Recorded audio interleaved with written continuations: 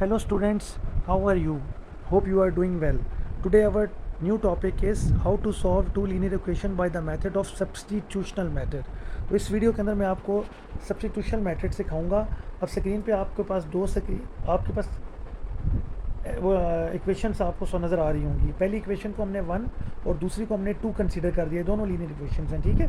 तो हमने करना क्या होता है, अब आप गौर से देखें, हमने इसमें से किसी एक वेरिएबल की वैल्यू निकालनी है और एक को सेम करना होता है। अब एक्स और एक्स सेम हो गए तो प्लस नीचे वाली जो इक्वेशन होती है हमने इसके ऑपोजिट साइन लगाने होते हैं। अब एक्स के साथ ऊपर एक्स है, नीचे एक्स है तो उसके साथ माइनस कर देंगे, -3y है तो प्लस कर देंगे, इसी तरह 7 प्लस है तो -7 कर देंगे, ठीक है। सेकंड इक्वेशन में ऑपोजिट साइन, तो एक्स की वैल्यू कट गई क्योंकि सेम थे, प्लस माइनस कट जाते हैं। अब दूसरी इक्वेशन में +2y और +3y हो जाएगा क्योंकि हमने साइन चेंज कर दिया तो 5y बन गया। +2 -7 आपके पास होता है -5, ठीक है। मैंने आपको बताया ना, सेकंड इक्वेशन में जो भी साइंस गिवन होते हैं ना, आपने उसके ऑपोजिट साइन लगा देने। इसी तरह y की वैल्यू निकालेंगे, -5 डिवाइडेड बाय 5, आंसर आ जाएगा -1। तो ये हमारे पास y की वैल्यू निकल आई है, ठीक है। अब हम इसे करेंगे फर्स्ट इक्वेशन के अंदर पुट। फर्स्ट इक्वेशन आपके पास क्या गिवन थी, x + 2y = 2। अब x के साथ जब कुछ नहीं गिवन तो 1 तो होता ही है, ठीक है। तो आप क्या करेंगे, y की जगह -1 पुट कर देंगे जो हमने वहाँ से वैल्यू निकाली है, ठीक है। x + 2 ब्रैकेट में आ जाएगा -1 = 2। अब x + 2 -1 से मल्टीप्लाई तो -2 आ गया = 2। -2 को जब उस दूसरी तरफ इक्वल से लेके जाएंगे तो वो पॉजिटिव हो जाएगा, तो x की वैल्यू आपके पास निकल आएगी 4।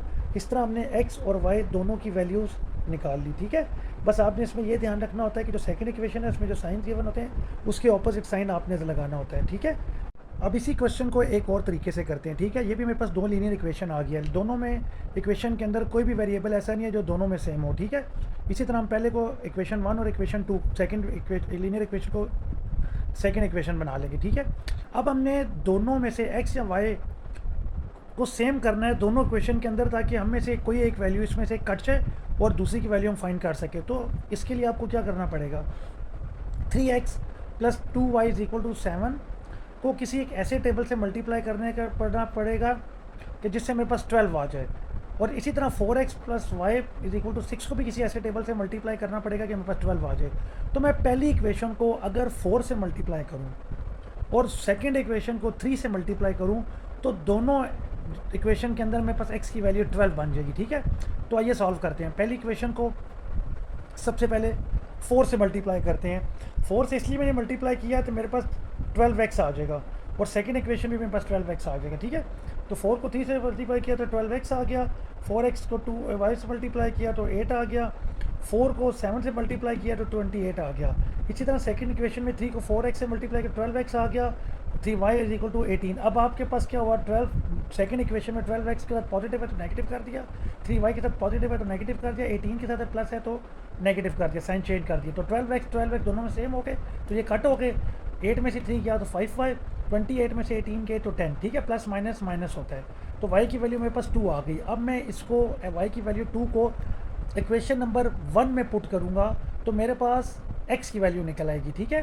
तो 3x + 2y = 7, तो 3x ऐसे ही रहा, y की जगह 2 पुट हो गया = 7।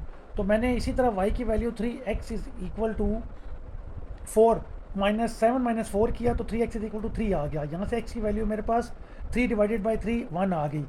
बस आपने ये ध्यान रखना है कि सेकंड इक्वेशन के अंदर आपने जो साइन होते हैं ना उसको हमने ऑपोजिट साइन से चेंज करना होता है, और उसके अकॉर्डिंगली हम क्वेश्चन को कट करते हैं। तो ये मेरे पास x और y की दोनों वैल्यू निकल आई।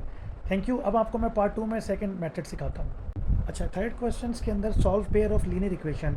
इसमें भी मेरे पास 2 लीनियर इक्वेशन है, एक को मैंने 1 और दूसरे को मैंने सेकंड कंसीडर कर लिया, ठीक है। अब इसका तरीकाकार जो पहले वाले 2 क्वेश्चन मैंने किए हैं ना उसके तरीके से थोड़ा सा डिफरेंट है, ठीक है। ये भी सब्स्टिट्यूशनल मेथड ही है।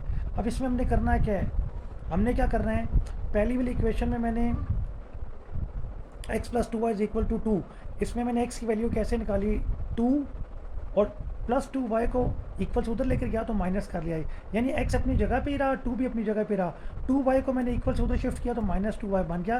तो ये मेरे पास x की वैल्यू मैंने खुद बना ली पहली इक्वेशन में से, ठीक है। और इसको मैं पुट कर दूंगा इसी तरह सेकंड इक्वेशन के अंदर, ठीक है।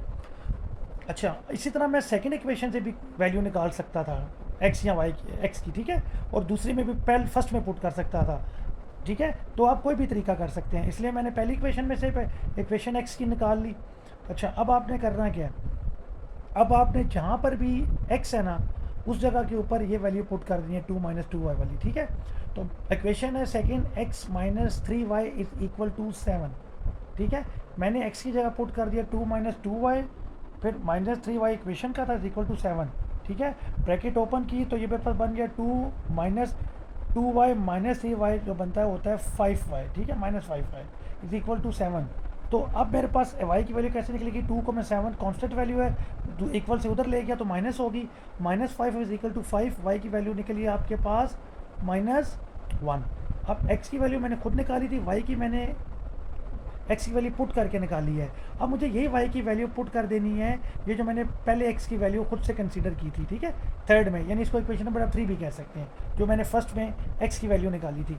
अब मैंने एक्स की वाई की वैल्यू जहाँ पर उधर 1 पुट कर दिया, तो 2 - 2 मल्टीप्लाई बाय -1 होता है +2, 2 + 2 इक्वल टू 4, तो एक्स की वैल्यू निकल आई 4। तो इस तरीके से आप x और y की वैल्यू निकाल सकते हैं, ठीक है। बहुत इंटरेस्टिंग तरीका था। वीडियो पसंद है तो इसको लाइक, सब्सक्राइब और शेयर ज़रूर कीजिएगा। थैंक यू, अल्लाह हाफ़िज़।